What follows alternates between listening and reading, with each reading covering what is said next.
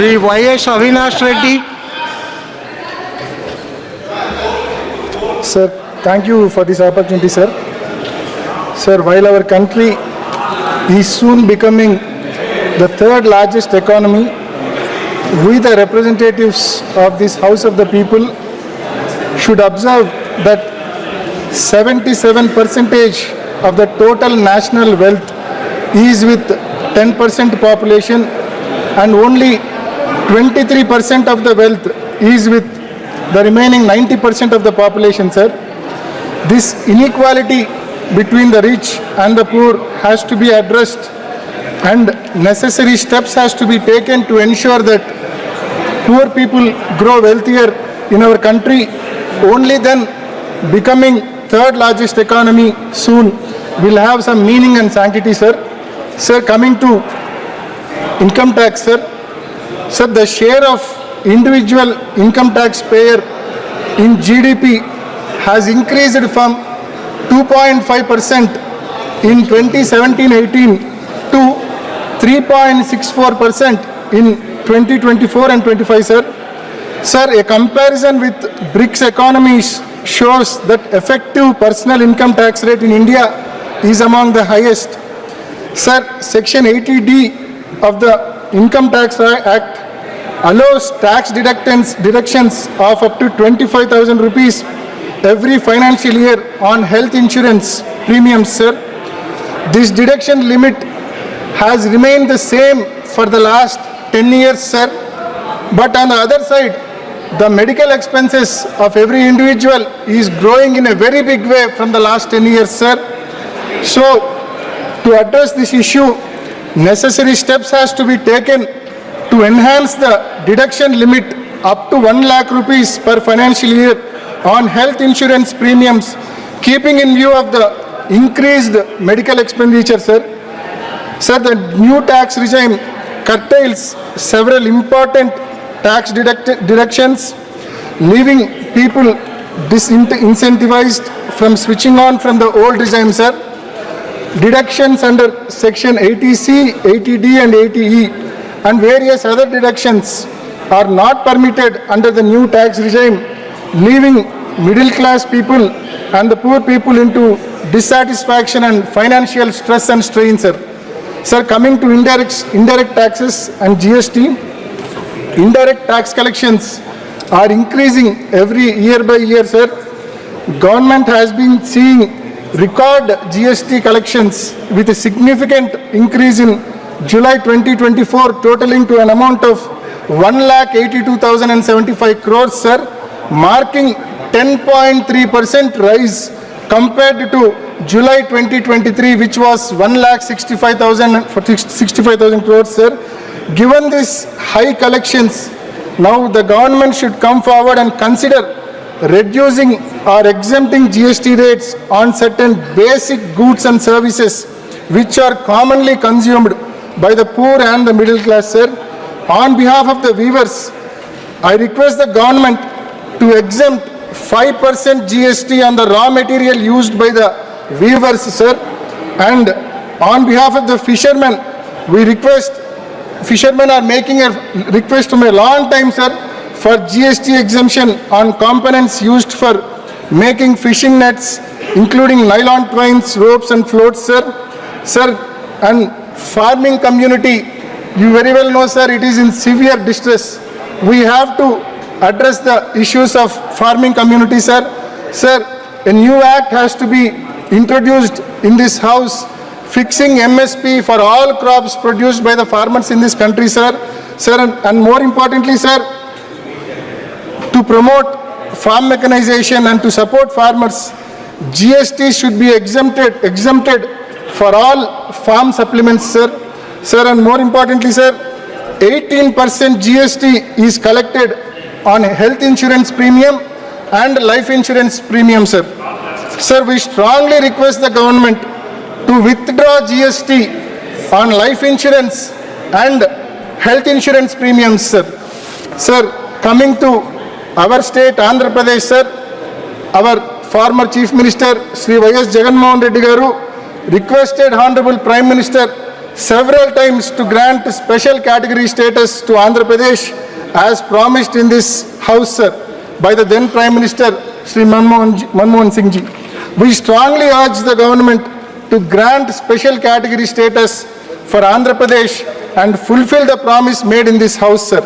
Sir, in AP Reorganization Act, establishment of steel plant at Kadapa was promised to us, sir. We strongly urge the government to establish steel plant at Kadapa, sir. Sir, in the same AP Reorganization Act, railway zone at Vizag was assured to us, sir. We urge the government to implement its promise, sir. Sir, more importantly, we request the government to withdraw its plan to privatize Vizag steel plant, sir. Sir, thank you. I once again thank you for this opportunity. Thank you, sir. Thank you, sir. Good day, Mantri. Already without chair permission, how you can speak? No, who has given you opportunity? No, I have not given you. No. How you can talk directly? Either you address to me, you are not addressed to me, Mr. You are senior most. Thank you, Honorable Chairman, sir.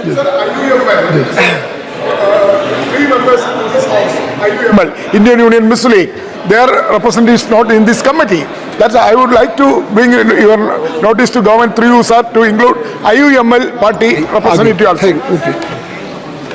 Nagrik Udayan Mantri. Thank you, Honorable Chairman, sir, for giving me the opportunity to speak on the Bharat Vayuyan Videek 2024. And in fact, I would like to thank the chair, first of all, for what was supposed to be a 3-hour debate. Yesterday, it went on up to 5 hours and has also had speakers, 36 speakers speaking on this important act, sir. Adur Prakash ji, Rajiv Pratap Rudi ji, Rajiv Rai ji, Saugat Rai ji, CN Annadurai ji, Magunti Srinivasulu Reddy ji, Dileshwar Kamayat ji, Srirangappa Bharane ji, Bajrang Manohar ji, Kishori Lal ji, Ganesh Singh ji, Abhay Kumar Sinha ji, Rajesh Ranjan ji, Sachidanandam ji, Malvinder Singh ji, Vijay Kumar Dubey ji, Dayanidhi Maran ji, Samadani ji, Rajkumar Sangwan ji, Ramesh Avasti ji, Selvaraj ji, Ravi Kumar ji, Premchandran ji, Padwai ji, Praveen Khandelwal ji, Hanuman Beniwal ji, Chandrasekhar ji, Dattaram Vaikar ji, Sudha ji, Praveen Patel ji, Mohammad Javed ji, Tapir Gav ji, Rahman ji, Ajay Bhatt ji, Jagadambika Pal ji और आनंद भदौरिया जी. So almost 36 people have participated in this debate, sir. Not only have they participated, they have given some valuable suggestions and also passionately been involved in this debate, sir. And I would like to remind the House, 20 years back, if you would have seen any civil aviation topic that has been discussed in the House, the participants were mainly coming from technical background or they were coming from these major metropolitan cities where the presence of airports has been maximum.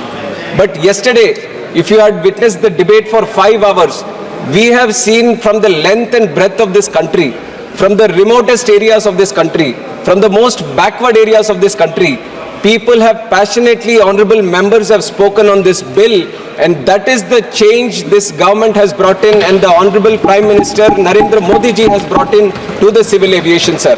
Civil aviation has witnessed unimaginable growth in the last 10 years since Modi ji has taken charge as the Prime Minister of the country.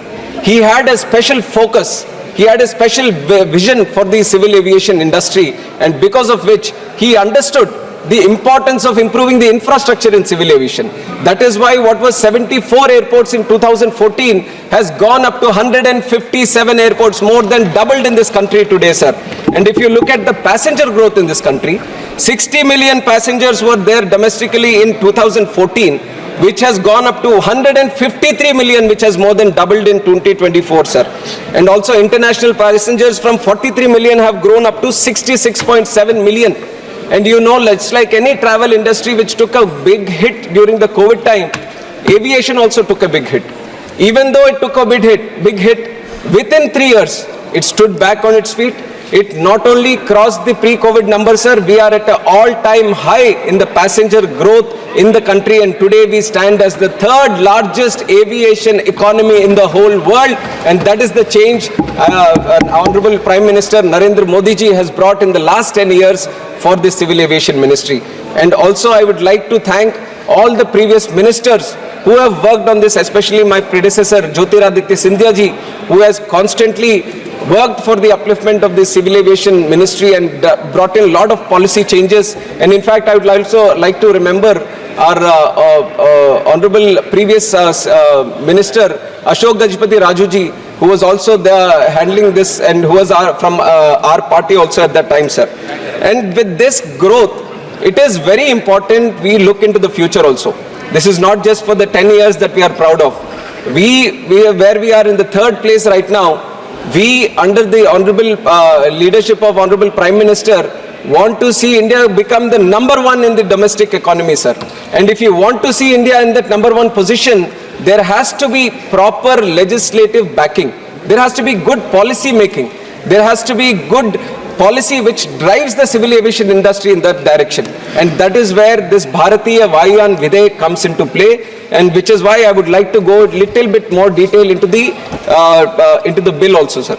Now this Bharatiya Vayuyan Videk, इसकी जो इससे पहले जो act थी, Indian aircraft act 1934, this was a pre-independence era act, sir. Under the British rule, this act was formed, and the act was promulgated because of an international aircraft convention which was formed in 1919. 1919 में जो convention बना था, उसके हिसाब से Indian aircraft bill 1934 pre independence era में हम लेके आए, और उसके बाद 1944 में एक शिकागो कन्वेंशन भी आया. शिकागो कन्वेंशन आने के बाद आईकेओ का फॉर्मेशन हुआ. आईकेओ जो है इंटरनेशनल सिविल एविएशन ऑर्गेनाइजेशन. आईकेओ ऐसी बॉडी बनी कि यूएन की एक एजेंसी थी, यूनाइटेड नेशंस की. और ये शिकागो कन्वेंशन के बाद जो आईकेओ बना, आईकेओ में 193 कंट्रीज उसके हिस्से थे, और regularly all these 193 countries used to sit